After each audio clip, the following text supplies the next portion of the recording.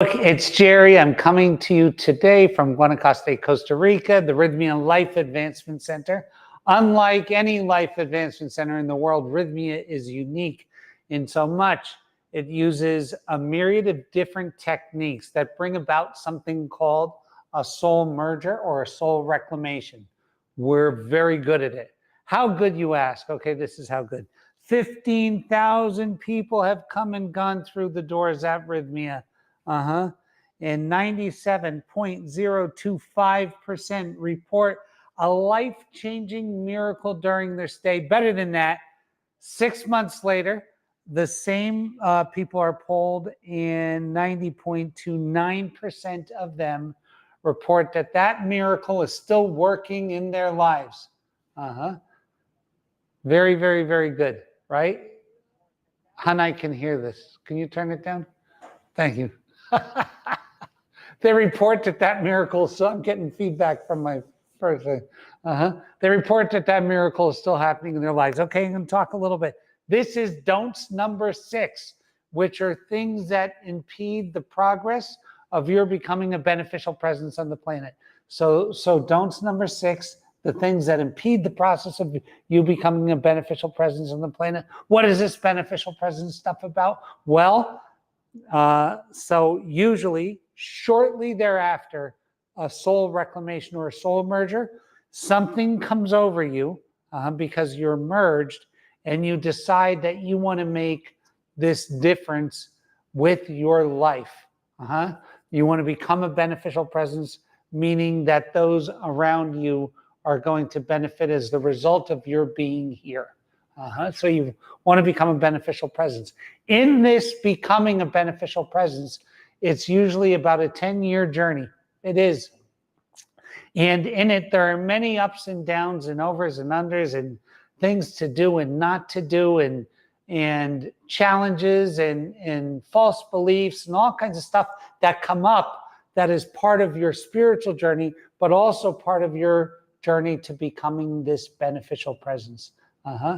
And this journey of becoming a beneficial presence is the fulfillment of life. It's a fulfilling experience. It's hard. There's so much I could say about it, but it begins with a couple of simple things. It begins with a clear idea of what you want to create, whether that's a great family structure, or to be a great wife or a great husband or a great community leader or a great church leader or a great spiritual center leader, or to start doing healing modalities, be they sound healings or yoga or whatever your energy work, whatever your modality is, or to create centers where people come and have this experience, or whatever your thing is, it's your thing, or to do it through dance and literature and music. There's all kinds of ways to do it. Food, to become this beneficial presence. Now, in this, it starts with a couple of things: a commitment to become it, a promise to yourself that you're going to put it above all things, right? This thing, and then the daily motivation or the daily agreements that we're going to do these things each and every day, whether we like it or not, during this time to get there, right? We're going to have a definitive plan. And this is what I want to talk about today, because a couple weeks ago, I talked about the influence that luck has on this journey of ours. And I even cited a study on luck and how lucky people took action. And I want to get into why they take that action. And I want to get into some misconceptions and don'ts about the spiritual concept of this beneficial presence, right? So a lot of times in spirituality, you will hear spiritual leaders that say, oh, just stay open to this, and it will guide you there. I have not found that to be true at all. And I deal with a lot of ultra high net worth people who would agree with me, right? Rythmia happens to be a place that a lot of spiritual leaders come to, a lot of actors, actresses, musicians, athletes, ultra high net worth people, super business people, billionaires, come here, and regular people just like you and me who are in the process, right? But there's a couple things that are consistent throughout all these people, especially the high achievers. And having a definitive plan is one of the key and most important. Sometimes in the lower echelons of spiritual manifestation, you'll hear people say things like, oh, you don't have to have a plan, you just stay open and whatever occurs, occurs, and da da da da da da da. I don't want to profile, but usually those people are having trouble making rent payments. Yeah. So the real thing is this. We decide where we want to get to. We reverse engineer the trip there.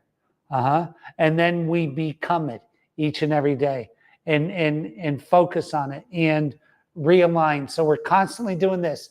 We're looking at our target. We're looking at our plan. We're looking at our target. We're looking at our plan. And we're constantly moving it a little. Now, nobody has been more lucky than me in life. And I want to tell you what I mean by luck. So I was not a high school graduate when being a high school graduate in the 80s was super important to the possibility of what you could become. I was not a high school graduate. I did not have wealthy parents. I was not given or inherited money. I did all of whatever I did by these things I learned, the ability to manifest. I became a multimillionaire. I sold a company for 90 million bucks. I did a lot of things. Then I had this awakening through plant medicine, and I decided at 52 years old that this is what, and I'm going to tell you a little bit into the inside of me. This is what I wanted my life to look like. I wanted to live in a spiritual center that helped people. And I wanted to be a part of their journey every week. And I wanted to see, touch, and feel this expansion that people were going to go and get. And I wanted to live on the premise of this place. And then I wanted, as my vacation, I wanted to own a beachfront place in Turks and Caicos, where I love to be. And I wanted to both of these places to be close to a golf course where I could play golf a few times a week and still do all this. It's taken me a long time, and I have every bit of that, but it wasn't by chance. It was by design. Every little step of that journey was planned because I did not want to turn 60 years old and not have what I wanted. So I've been extremely, extremely lucky. And the thing that I see that what I believe makes other people lucky from the people that walk through these doors. And every week there's someone here who's done something extraordinary. This week we have Yolanda Van Zant. Every week there's someone here that's done something, huge, right? So what these people have, they look at where they want to be and they reverse engineer the process. I want to be the best energy healer in the world. And I want to do that in 2020, whatever 10 years is what, 2033? Wow. It's just 10 years down the road, and that year is coming. And this is how I want to do it. I want to start out by giving free energy healings away. And then I want to study with the master for 2 years. And then I want to do this and do that and do this. And this lands me squarely. And so what you want to figure is the half journey. So my journey with rythmia started in 2016. So in 2026, it'll be 10 years. I started living really the life I wanted to live 2 years ago, right? So that would have been what, 2021? And that would be approximately what, 6 years, 5.5 years into that journey. So you can figure that you can start having the fruits about halfway. 10 years is mastery. Halfway through is to really start enjoying the fruits. And the first 5 years are going to be incredibly, incredibly, incredibly hard. If you were to do that without a plan, you would fail. All of the great discoveries, whether they're scientific or geography or have been in the pursuit of searching for something else. Somebody was looking for this, but they found this, right? This drug they were trying to get to cure this, accidentally cured this, right? So having a plan is so important, right? Having a plan. Now, a lot of the super spiritual people don't like to plan. I don't know why that is, but boy, it's the most important part of this. My plans are so extensive. I have spreadsheets that are 1,000 rows deep. If this happens, do this, and if this happens, do that, and if this happens, do this. So I got lucky by design. I got lucky by planning, right? So what does that mean? When you have a plan and you know where you want to go, right? If somebody comes to you and says, I want to do this, you automatically, without having to do a lot of investigation, know whether that's going to bring you closer to your plan, right? So what becomes important then? Your word, your no, right? You're going to find out that out of 100 things, 85 of them are going to take you further away from your plan. So you're going to have to get very comfortable with your no. I'm so sorry, no, I can't do that. I'm so sorry, no, I can't do that. I'm so sorry, no, I can't do that. And then when you see the thing that gets you there, you're without a doubt, yes, I say yes to that. You're on the team. You can move in. You're going to be my out. We're going to go there together, right? It's simple. It's if you see somebody that has to rethink everything, the reason that lucky people take action is they already know where they want to go. Their only decision is whether what you're proposing to them gets them closer or further from it. That's why it's so easy for them. Yeah, it's so easy for them. So I'm going to say the don't is don't walk into the game without a plan. Don't. That's a key don't. And is that hard? Is it harder to have a plan or not have a plan? I'm going to tell you, in the beginning, it's harder to have a plan. As it goes, it's much easier to have a plan once it's going, right? And just like all good things in life, generally the work comes up front and then the benefits experienced later. So having a plan is super important. I meet people every day, and I'm going to tell you the other characteristic.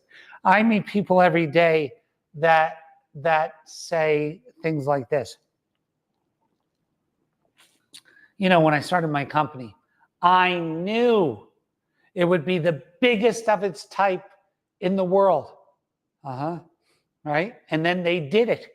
I know a guy who created the largest pizza empire in the whole world. He's my friend. And he knew damn well that from the beginning, that's what he was going to do. I also know people that know they're going to go out of business, right? And they do. So what's super important to this being lucky is being super optimistic and setting your goals incredibly high. Incredibly high. If you see most super successful people, you know what one of their biggest complaints is? I thought too small. I thought too small. And I want to tell you, I was a young guy. I was going to say a child. I was a young guy in my 30s when these young kids were putting together all these companies like Google and Facebook and this and that and this. And I did a business and I sold it for $90 million, and that was a lot, but I thought too small. A lot of the things that I see in the internet, I had those ideas, but I didn't do it because I didn't believe I was good enough to have $1 billion idea. Yeah. So one of the things the super wealthy, the super successful do, I have a friend who's the best surfer in the world, won a championship at 51. I tell you what, all of my super successful people always say to me, I wish I had thought bigger. I wish I had thought bigger than how big they are. So what is that? If I could give a young person something, I would say, here are the don'ts. Don't start without a plan. Don't start without the biggest version. If you think you can do that handily, it's too small. You want to look at it and be like super scared of it. That's too big for me. But I know I'll do it. That's too big for me, but I know I'll do it. I have a new plan now, a new 10-year plan for Rythmia, and it's huge. And in it, there are many, many pieces, but they're very big, super big, bigger than I could have ever imagined, right? But I'm going to do it. So the things I'm going to tell you today, don't start without a plan, and don't plan small. Don't start without a plan, and don't plan small. Okay, great. Thank you for sharing this time with me today. It means everything to me. Come to Rythmia. Do not miss this place. Don't miss this place. I see people every week so 20% of our business, 25% is repeat business. So I see people have been here a year ago, 3 years ago, and man, the difference in their lives. You gotta get here. Please get here. Okay, we will see you soon, and we'll see you next week. Cheers.